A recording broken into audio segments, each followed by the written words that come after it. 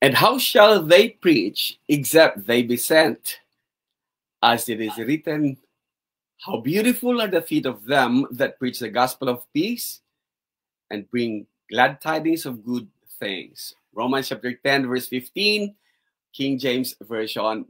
May the Lord bless the reading. Blessed day, everyone, and welcome to our live stream. Again, this is your brother in Christ, Jose Renboy Perez Cariaga. Isa na naman pong mainit na pagbati ang pinaparating natin sa lahat-lahat ng mga tumatangkilik ng broadcast na ito, sa lahat-lahat ng mga kaibigan natin, kamag-aral, kapwa-guro, at sa lahat-lahat ng mga kapatiran, anong araw, anong oras, anong parte man kayo ng mundo, manunood sa broadcast na ito, pagpapala ng dakilang may kapal po sana ang suma sa atin. August is Preacher's Appreciation Month. We've been doing this for the past 10 years. Isang dekada na po na sinasabi natin na dapat bigyang pagpapahalaga, hindi lang pagpapahalaga, kundi bigyan din sana ng appreciation ang mga mangangaral. Sapagkat ramdam po ba ang appreciation? Are preachers really appreciated? Kung appreciated, bakit napapasama ito sa mga endangered species? Tingnan po ninyo ang mga Bible schools, tingnan po ninyo ang mga seminaries, at tingnan po ninyo kung gaano kababa na ang turnout ng mga enrollees. Dahil basically, ang lagi kasing ipinapangaral o laging sinasabi, to be a preacher, you are called to suffer. Hindi ka talaga, tapos sasabing survival of the fittest pa itong gawain ito. And kapag ka-preacher ka, kagaya ng mga sinaunang mga mangangaral, they are deprived of their bare necessities. At hindi kailangan daw na i-appreciate kasi sapat na daw yung appreciation ng heaven kung saan sasabihin ng Panginoong Jesus na, come ye faithful servant. At hindi na daw marapat na i-appreciate habang nasa lupa. Come on! Ang appreciation, to be appreciated, is one basic need po ng lahat-lahat ng mga tao. Kagaya nga sa mga bata, mula sa mga bata, tuturuan mo silang gagawa ng maliliit na bagay, pinapalakpakan mo pa, sasabihin mo pang good, very good. At pagkaminsan nga, mag-o-offer ka pa ng rewards or things like that.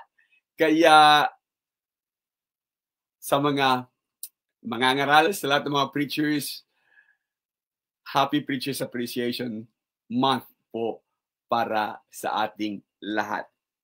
Nakiging unfair and unjust nga magkaminsan dahil ang mga nagsasabi at mga umaayaw sa Preachers Appreciation ay, sige, wag na lang.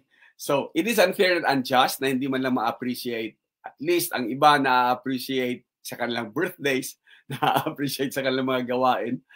Pero, ang mga preachers never appreciated. Kaya ginawa nga po natin ang Preachers Appreciation Month. And we'll be focusing on that sa month ng August. Okay.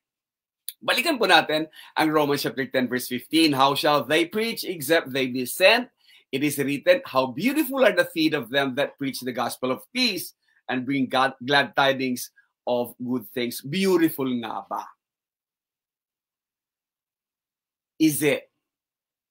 Kung magiging honest tayo, magiging beautiful nga ba ang workers' feet? Kung magiging literal po tayo. At titingnan po natin, lalo't higit noong mga unang panahon, yung mga nagdadala ng ebanghelyo na wala pa namang mga sasakyan noon, yung mga naglalakad talaga.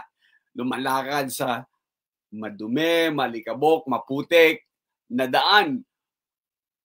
Beautiful nga ba ang mga feet nila kung ang focus natin ay yung mga feet nito? Especially those who are going up and coming down from the mountains. Beautiful nga ba? Tingnan natin what makes them beautiful.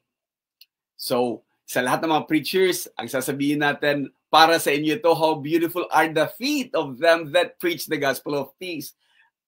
Atin po yun. Tayo po yung mga binabanggit. Hindi po kailangan alamin natin yung who sent them Maliban na lamang kung inutusan, maliban na lamang kung commissioned or non-commissioned ba ang mga to. But the thing is, what makes it beautiful? Pag-uusapan po natin mamaya ng kaunti. Upang makita po natin, let's just have a quick background of the text. Ang Romans chapter 10 ay borrowed po yan. Quotation po yan, gaya lang sa Isaiah chapter 52 verse 7. Na ang nilalaman talaga niya is how beautiful upon the mountains are the feet of him who brings good news, who publishes peace, who brings good news of happiness, who publishes salvation, who says to Zion, your God reigns. Isaiah chapter 52 verse 7. Dapat maintindihan natin. So, gusto ko sanang balik tanaw po muna tayo. Bakit nasabi ni Isaias na how beautiful? At saka bakit upon the mountains? At bakit good news? At bakit peace? At bakit good news of happiness? At bakit salvation ang pinag-uusapan dito? So dapat maalala natin, balikan natin sumandali ang history ng Northern at saka ng Southern Kingdom. Nauna yung Judah and Babylonia. Unahin po natin ang Northern Kingdom. Ang Northern Kingdom or ang Israel ay kinuha po, tinalo ng Assyria noong 721 BC. At ang ginawa ng Assyria is after na matalo sila is they were uprooted from their place. Fall of Samaria, chapter 721 BC. At nung makuha sila, hindi na sila nakabalik. Ang kasalanan, idolatry. Ang Judah, on the other hand, nagtagal siya ng more than a century. At ang Judah ay nag-umpisa ding puntahan ni Nebuchadnezzar at nagkaroon ng Babylonian captivity noong 606, 597, 586. And this was for 70 years na binanggit ni Jeremiah. Jeremiah chapter 25 to 29. At ang 70 years na yan, pwede mong gamitin doon sa alinman sa mga sumusunod. Kung ito ba yung first deportation, 606 BC, na ang pagbabalik niya ay first naman na return is 536, exactly pong 70 years po yon. Ang first deportation, ito lamang po yung mga princess na dinala ni Nebuchadnezzar doon sa mga key cities ng Babylon. And then isinunod niya yung 597. Bumalik at dinala naman niya yung 10,000 craftsmen at hinalo na naman ng mga Babylonians. Ang mga ito nilagay nila sa River Kibar, nilagay nila sa key cities. Itong mga 10,000 craftsmen, musicians, yung lahat-lahat ng mga artisans and lahat-lahat ng mga magagaling magtrabaho doon. Then yung final, third deportation tinatawag is yung 586 BC and the destruction of the temple. Na, tamang-tama naman, noong 516, bumalik sila noong 536, noong 516 BC, inumpisa namang itatag yung tinatawag nating Zerubbabel Temple. And exactly 606 to 536, first deportation, tsaka yung first na return, 70 years, destruction of the temple, and then the rebuilding of the temple, exactly din na 70 years. But be that as it may, hindi man exactly to the dot, to the day, ang pagkaka-70 years, pero ito po yung background ng 70 years Babylonian captivity. Ito po yung background. Kaya nga, lagi natin maririnig yung mga awiting, by the rivers of Babylon, there we sat down and there we wept when we remember Zion. So, maliwanag po, malinaw pong naiintindihan natin. From that time, from Nabopolassar, Nebuchadnezzar, and then yung mga Nebuzaradan, ng mga anak ni Nebuchadnezzar, nangyari na noong 539 BC, isa sa mga Medo-Persians ang tumalo sa Babylonia. Siya po yan. Ang kanyang pangalan ay si Cyrus. Cyrus the Great. Yan, susunod naman dyan will be Darius, ano, or makikita natin Cyrus, Darius, and things like that.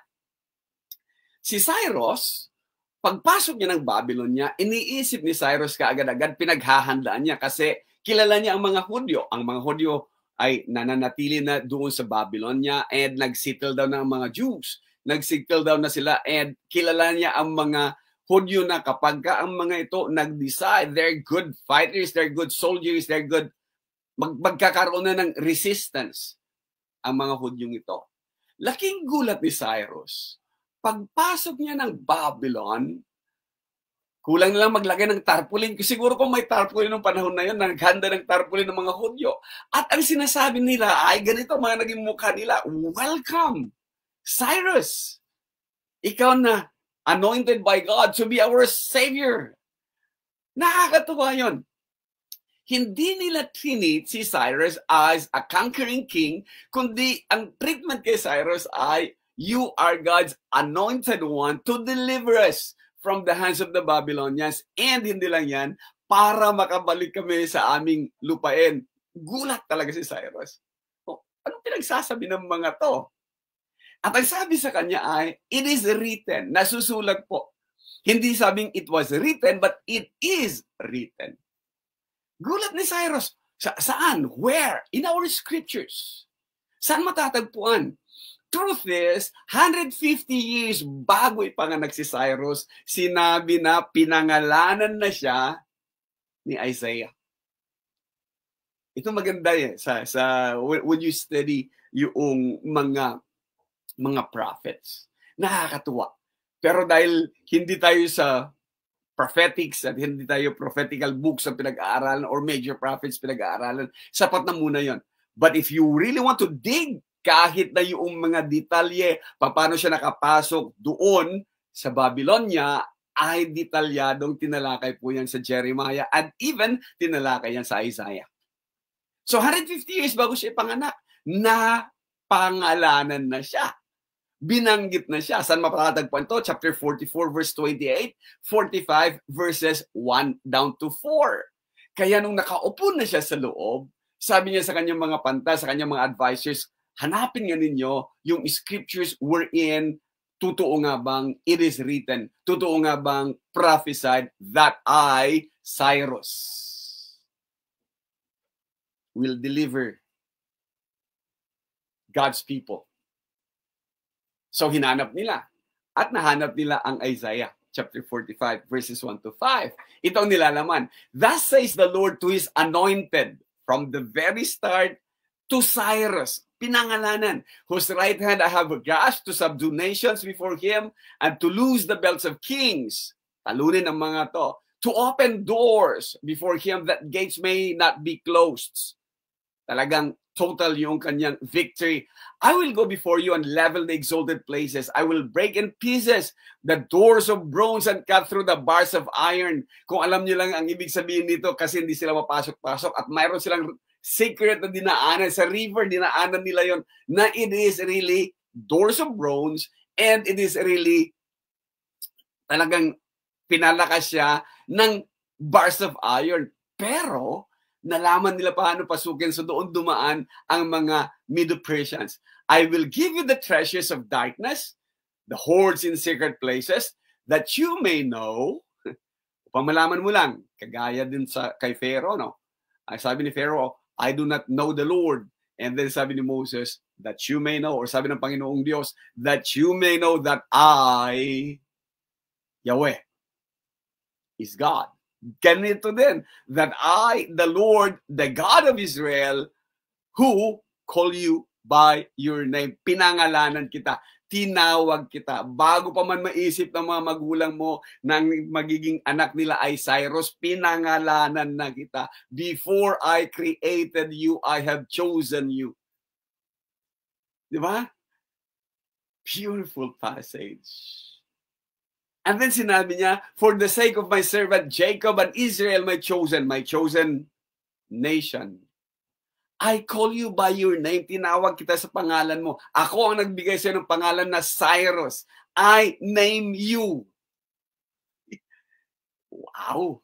Tatayo talaga balahibo mo, ano? I name you, Cyrus. Bagamat hindi mo ako kilala, though you do not know me, I am the Lord and there is no other. Besides me, there is no God. I equip you, though you do not know me. What? Sa mga preachers, magkaminsan, napakahirap dito tanggapin, ano? Sa mga preachers, lalo na yung mga pastors na magsasabi yung pagkapinili. Nasasabing, bakit pinili ka ba? Tapos ang mga pinili daw, dapat yung mga mananampalataya, dapat daw, things like that. But here it is, maliwanag pa sa sikat ng araw. God is equipping who? Those who do not know Him, those who do not believe in Him, and those who do not serve Him. Kung alam lang natin gaano ka barbaric itong Cyrus na to, no? Kung papaanong ginagawa niya sa kanyang mga subjects, kung papaanong ginagawa niya sa ilan, kaya yung 300, ito siya pinag-uusapan doon. That's Cyrus. So, siguro may matututunan ng mga preachers dito and mga pastors. God equips even those who do not know Him, who do not believe, who does not believe in Him, and who doesn't serve Him, or those who don't serve Him. Pinili niya. I call you by your name. Kaya nga, ang iba talaga, no? May predestination na tatawagin. May marami talagang katuruan na ipapasok ka agad-agad dito sa mga bagay-bagay pag-aaralan natin. But be that as it may, for that time being, let us just focus on that God called this particular conqueror that he is doing the will of Yahweh, Jehovah. Deliver his people. Deliver them from the bondage of Babylonian captivity. Hindi lang po yun. Isaiah chapter 44 verse 28, God is equipping Cyrus, again na sinasabi, who says of Cyrus? He is my shepherd. Siya ang aking pastol. Siya ang aking chosen one, and he shall fulfill all my purpose. Ano yung purpose ng Panginoong Diyos para sa kanyang bansa after naturuan sila ng kanilang kasalanan, after na bigyan sila ng punishment for 70 years of Babylonian captivity? Sabi niya, saying of Jerusalem, Jerusalem shall be built, and the temple, your foundation, shall be laid. Kailan nangyari yan? 536 BC, 516.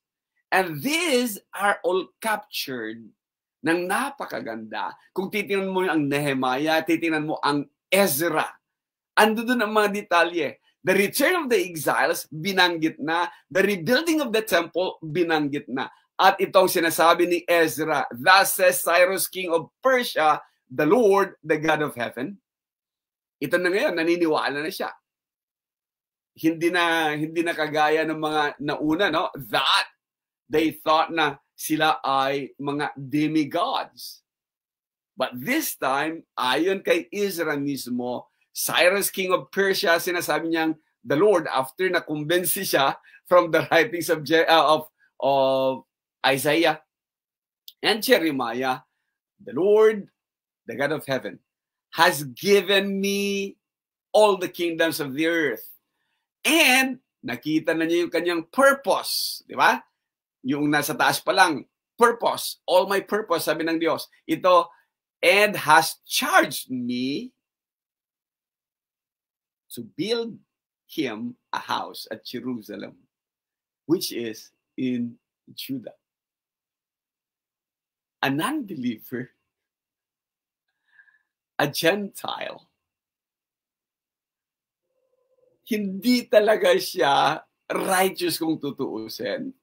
Pero nung na-realize niya that it is God who brought him there in that place.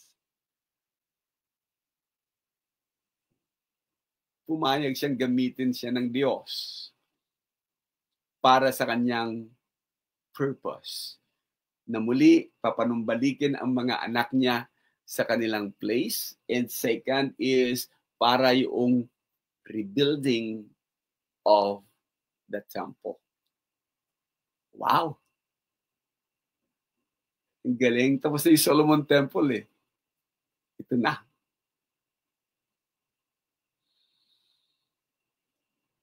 Ang Psalm chapter 126, bagamat it is a song of ascent, pero it captured yung pangyayari noong return ng mga Jews. Ganito sinasabi niya, when the Lord restored the fortunes of Zion, we were like those who dream. Para kami nangangarap. Then our mouth was filled with laughter, our tongue with shouts of joy. Then they said among the nations, the Lord has done great things for them. The Lord has done great things for us, and we are glad. Oo nga naman. 70 years ba naman nakakulong ka? 70 years ba naman wala ka sa sarili mong bayan? 70 years ba naman wala ka sa bansa na sinasabing bansa mong tinubuan? Yun nga lang, aalis ka ng ilang taon mula sa Pilipinas. Pagbalik mo talaga, hindi mo maiaalis na talaga namang tuwang-tuwa ka pagka naging balikbayan ka na. How much more?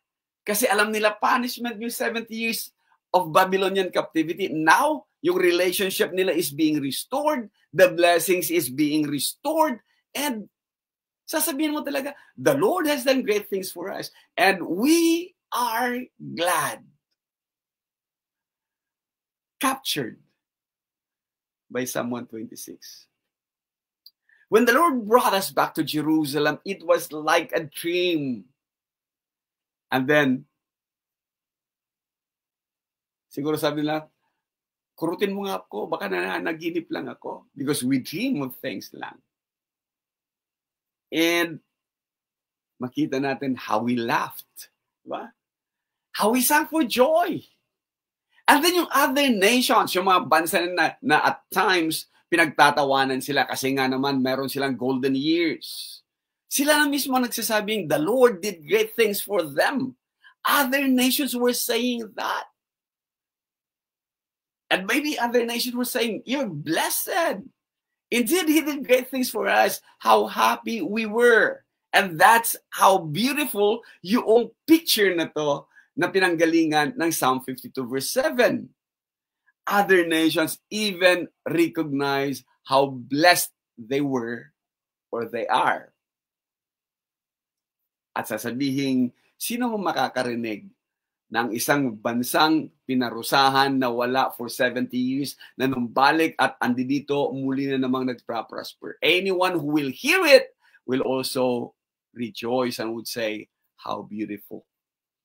Much more so, kahit na yung nagdala lang sa ibang nation, sasabihin, you know what happened to Israel? And they will still be saying, wow, how beautiful are the feet of the messengers. Pagka nakakarinig ka ng magandang balita, papasalamat ka rin talaga sa nagbalita sa iyo. Good. Not unless inggitero ka. Kasi hindi ka mapapalagay. Kaya, balikan natin sumandali ang Isaiah chapter 52 verse 7. And let's consider ano yung mga bagay-bagay na nandoon. How wonderful it is to see a messenger coming across the mountains, bringing good news. What kind of news? The news of peace. What kind of news? The news that announces victory and says, your God is king. Your God is reigning. Your God fulfilled His promises. At hindi na kayo sinasabing He is no longer concerned about you. What makes it beautiful? Uulitin natin. The message. The message of good news. The message of what makes people glad. What makes people excited. That's good news. Ano pa yon? The news of peace. Hindi yung news of condemnation. Hindi yung news of incoming wrath. Hindi yung news of incoming judgment, kundi news of peace that announces victory. Hindi yung news na sasabihin sa mga tao, sasabihin sa mga members, sasabihin sa mga believers, defeated, kundi news that announces victory. Victory that God is King. He is ruling over us. He is in control. Siguro ito ang mga nakakalimutan natin. What is the good news? The gospel. And usually, pagka sinabi mong, what is the gospel? Ang sasabihin kagad-agad, yung summary.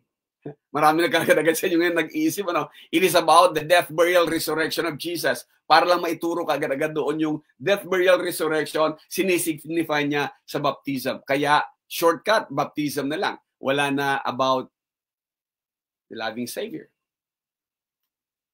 Wala na about the sacrifice. Basta death, burial, resurrection na makikita yan sa baptism. So baptism na lang. And he that believeth and is baptized shall be saved. Shortcut. So walang relationship na. Again, tanongin natin ng mga sarili. Preachers, ask yourselves, very basic po to. Elementary po to. What is the gospel? At paulit-ulit kong sasabihin, when you read Romans chapter 1 verse 16, wag na wag mong kakalimutan ang verse 17. 16 says, for I am not ashamed of the gospel, for it is the power of God for salvation to everyone who believes, to the Jew first and also to the Greek. Ano ba yun? In it, sa gospel na yan, the righteousness of God is revealed. Ano yung righteousness ng Diyos that is being revealed? It is from faith for faith. It is from faith to faith. Na ano? That the righteous shall live by faith. Again, hindi yung observance. It is by faith. Paborito natin na bersikulo. Again, huwag lang sa 16. For God so loved the world that He gave His only begotten Son, only Son, that whosoever believes in Him should not perish but have eternal life. Huwag kalimutan ng 17. Again, another 17. For God did not send His Son into the world to condemn the world. Magkaminsan kasi, hindi na good news because Jesus becomes a message of condemnation. Mga preachers, ingat tayo. He did not send His Son into the world to condemn the world, but in order that the world might be saved. Saan? Sa pamamagitan niya. And not wanting anyone to perish. First Peter. Kaya, ang dami mga bersikulong ganito. And it is good news. Good news talks about peace. Good news talks about glad tidings. Good news talks about victory. Kaya, Mr. Preacher Man, ano nga po bang pinapangaral natin? Ano nga po bang ipinapangaral at patuloy na ipinapangaral sa mga mananampalataya na ano? Baptism. Bukod tangi magliligtas sa'yo. He that believeth and is baptized shall be saved. Kung nabautismuhan ka, ligtas ka. Tanungin mo ngayon, kung babalik ang Panginoon ngayon, nakakatiyak ka bang maliligtas ka? Sana. Or, keep preaching about the church. Raised in the church, but not with Christ. Yan nga nakikita natin. Or, tradition. Tapos sasabihin mo lang church tradition, pero hindi gawain ng mga lolo ko yan, hindi gawain ng mga ganito ganyan. Or yung faithful attendance, sasabihin hanggang ngayon Hebrews 10:25 parang gagamitin patunay na not forsaking the assembling. Paulit-ulit na hindi po yan imperative. Hindi po yan utos. Research natin ulit. Kaya pinagpipilitan ng faithful attendance. And Lagi na lang sa mga lectures, do's and don'ts. Ano ba dapat gawin para maligtas? Ano ba hindi dapat gawin para hindi ma-lose ang salvation? Conditional? No wonder. Or, andito pa rin yung 5 steps to how to be saved. Na any deviation from that, hindi na. Teka muna. Hindi din? Or yung 5 acts of worship, paulit-ulit na lang, Wala nga yung worship na pinag-uusapan. Ay, nako. Yung definition na lang, worship. Hirap yung depensahan eh. So what are you preaching? Is it victory or defeat? Is it good news or bad news? It is for peace or hindi. No wonder. Hindi lang ang mga preachers ang nagiging endangered species, pati yung mga believers nagiging endangered. Kasi